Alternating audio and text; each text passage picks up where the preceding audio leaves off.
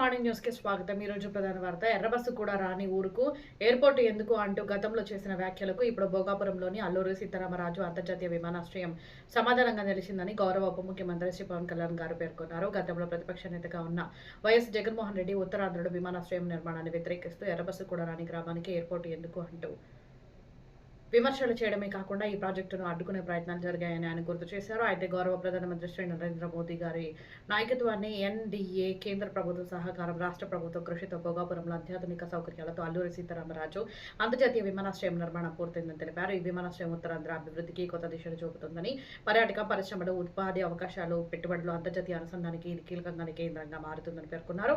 ఈ ప్రాజెక్టు ద్వారా ఉత్తరాంధ్ర ప్రజలు ఎన్నో ఏళ్ల కాల సాకారమైందని ఆయన అన్నారు. అభివృద్ధిని అడ్డుకునే రాజకీయాలకు ప్రజలు ఇప్పటికే సమాధానం చెప్పారని, రాష్ట్ర భవిష్యత్తు కోసం మౌలిక వసతుల అభివృద్ధి ప్రభుత్వ లక్ష్యమని ఆయన స్పష్టం చేశారు. పవన్ కళ్యాణ్ గారు ప్రసంగించిన సందర్భంగా ఈ వ్యాఖ్యలు ప్రస్తుత రాష్ట్ర రాజకీయాల్లో చర్చనీయాంశంగా మారాయి.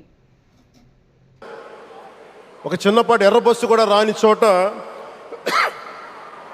ఎయిర్పోర్ట్ అవసరం లేదన్న వ్యక్తులకి సమాధానం ఇదే.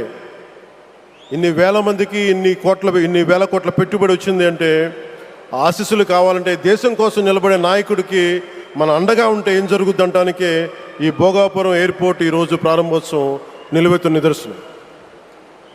ముఖ్యంగా నిజంగా ఆయన జంతర్ మంత్రులు అన్ని మాట్లాడుతూ ఉంటే నేను ఈ రోజున ప్రధానమంత్రి గారికి ఒకటే ఇస్తున్నాను, మిమ్మల్ని కొట్టే నాయకుడు లేడు ఈ భారతదేశంలో.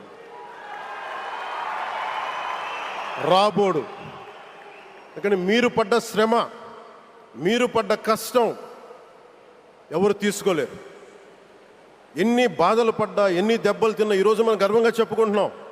మన ఉత్తరాంధ్రకి ఎయిర్పోర్ట్లు వచ్చినాయి, ఇన్ని లక్షల పెట్టుబడులు వచ్చింది ఆంధ్రప్రదేశ్కి.